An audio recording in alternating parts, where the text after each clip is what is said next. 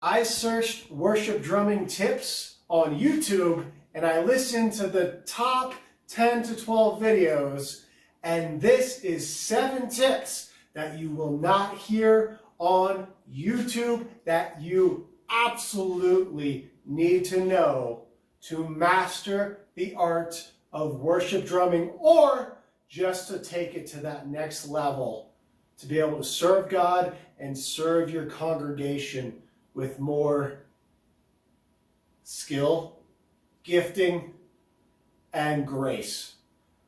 Welcome to Drum for Jesus.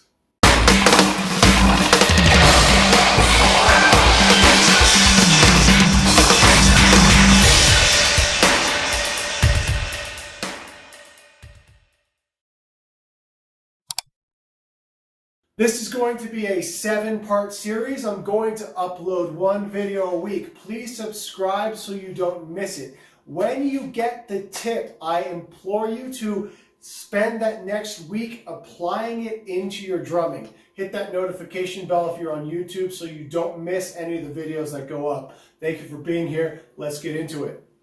Tip 1, this week's tip. The biggest difference I hear when I listen to an amateur drummer versus a professional drummer or semi-professional drummer is their interdynamics. Not just their dynamics, but their interdynamics. Meaning, how loud are you playing the hi-hat? How loud are you playing the kick drum? How loud are you playing the snare? What is that relationship like to each other?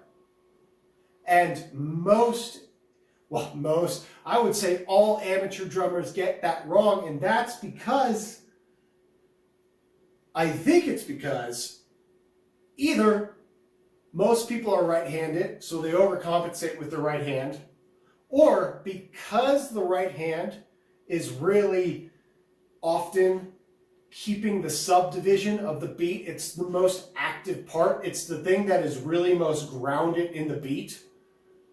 Because of that, I think people tend to just play it too loud. And you know, the secret, funny enough, is really to flip that dynamic. So, how often have you been just at a local place listening to music, or maybe your church, and you hear a drummer play a chorus that sounds something like this? And also, if your kit is not mic'd up, this is going to be even more exaggerated. If you're just playing live in a room, what I'm about to show is going to be even more important. Now, you know, the sound man can adjust things to try and make you sound better, if they have the knowledge to. But if they kind of just set everything up for you, push everything up for you, and then you start playing like this, it's going to be an issue as well. So, how often have you heard a chorus from a drummer played something like this?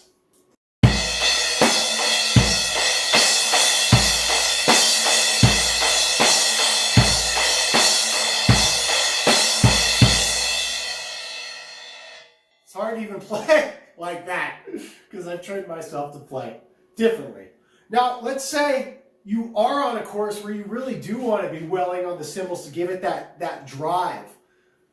Bring the volume of this down, bring the kick and the snare way up, and it's going to sound something like this.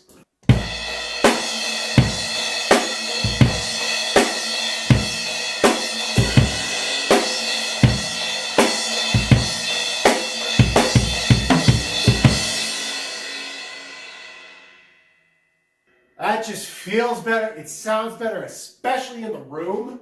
That sounds so much better. Cymbals are very high-endy. They're abrasive. They're harsh. You want to be aware of that. You want to be thinking about the listener's ear, the listener's experience, the mix as a whole.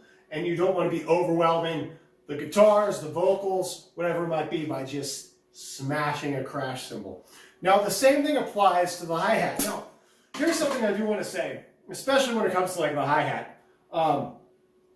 You want to know the rules in music, so when you break the rules, you do so consciously and with purpose. You have a reason for breaking the rules. So let me show you a chorus I'm sorry, like a verse part that I think would be appropriate in like a Christian song in terms of the interdynamics. And then let me show you, if you really want to put the hi-hat forward and most prominent in the beat, that can actually work too. But that's a very specific kind of feel, and I think you'll hear the difference. So first, let me demonstrate how I think a lot of verse parts that are on the hi-hat you're going to want to play. It's going to be somewhere around this.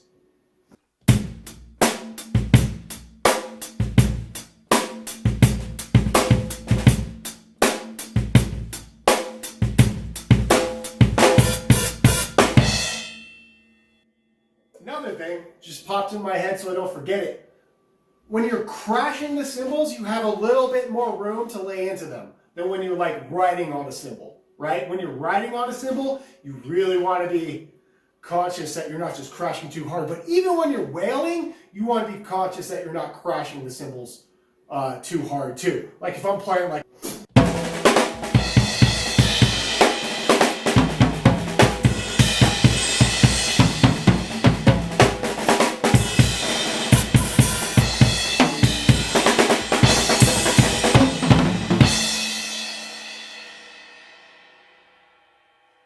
So the dynamics of those cymbals were all over the place. Sometimes I was laying off, sometimes I was really laying into the cymbals. You want to play like that, so it's not just monotone, level, harsh, cymbal-y nonsense.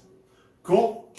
All right, now let's say we want to put the hi-hat in the forefront of the mix, because this is kind of a beat that can be used in like a funky kind of style, or even some sort of rock styles.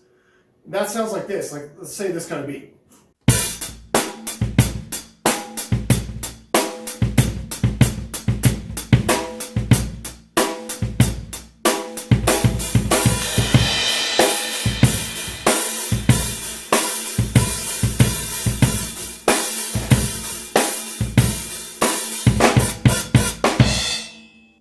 So that really is a specific style that works.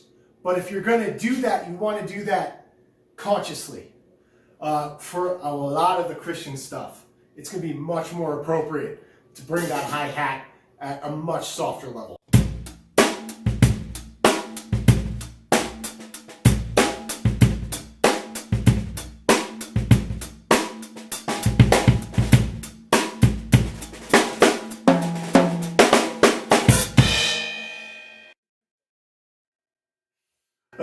Cool. Also,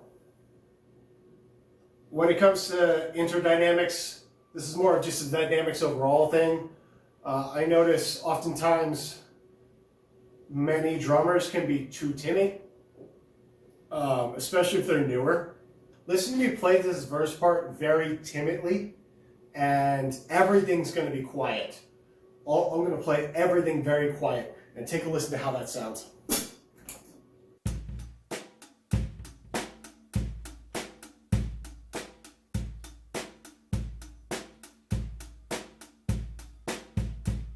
And maybe that sounds okay, but it's partially because I'm disciplined enough and experienced enough to not drag when I'm playing at that volume as well, right? Like I can play something very intense and quiet. But what's much more appropriate is to really let the kick and the snare still be at the forefront. That doesn't mean you don't even play those with dynamics though throughout the part, right?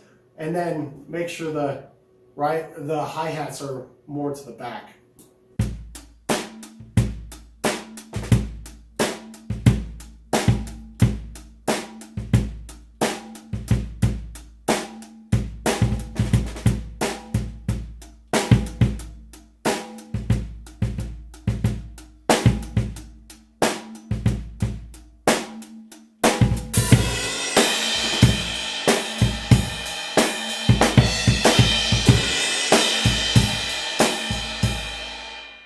Cool.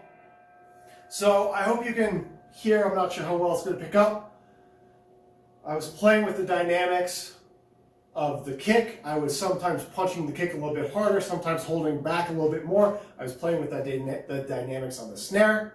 I wasn't letting the hi-hat get overwhelming, and it just felt good. You can punch a little bit of energy in there, you know? You can give it a little bit of life, give it a little bit of spice. And don't be afraid to take risks. That's another thing. Take risks, especially as a new drummer. Take risks. Have fun. Go for that fill. If you're going to go for the fill, go for it. I would rather you play something confidently, but do it kind of wrong, than play something timidly, because timid just doesn't feel good to the rest of the band and to the congregation as a whole. And there's a difference between timid and mastering playing at low dynamics. But for the contemporary worship stuff, if you got a drum set in there, it's going to be pretty rare where you're going to have to be like creeping around the kit really super quietly. You know, go listen to some live performances and see how the drummers are they're really punching their kick. They're really cracking their snare. You might have noticed too, a lot of my snare hits are rim shots, right? Which is where you get the side of the, you hit the rim and the snare at the same time.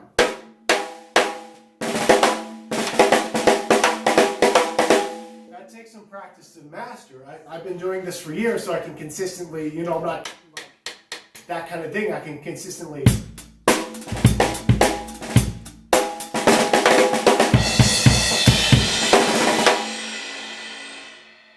Rim shots are key. They're key. It's how you push it over. It sounds much differently, even to hit it hard without the rim shot.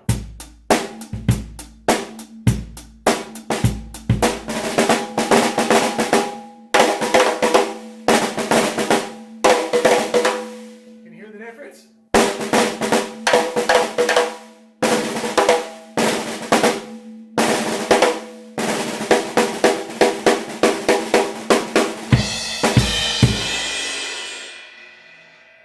Power.